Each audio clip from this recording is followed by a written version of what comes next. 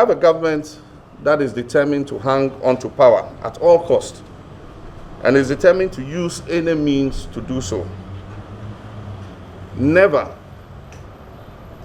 have we, in the history of the Fourth Republic, felt so divided. Never in the history of the Fourth Republic has there been so much tension and stress amongst our people. Only recently, just before we started, one of the basic fundamental pillars of our democracy, that is a registration exercise. To coincide with the start of such an exercise, we see a deployment of military across the length and breadth of our country.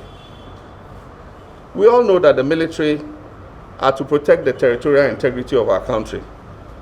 And we rely on the military as a last resort when our country is in absolute distress.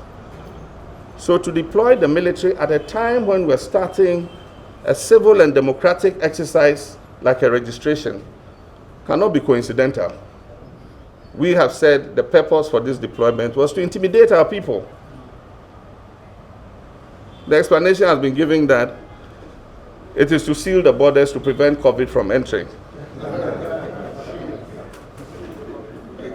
Indeed, our neighboring countries should rather be afraid and be sealing their borders to prevent us from entering their countries, because we have higher numbers of COVID than they have. And so, we all know the reasons for the deployment, but Ghanaians are not to be intimidated. And indeed, this effort to do so has really brought out Ghanaians even more in more numbers than one would have anticipated. Ladies and gentlemen, we must always learn to put the people before politics.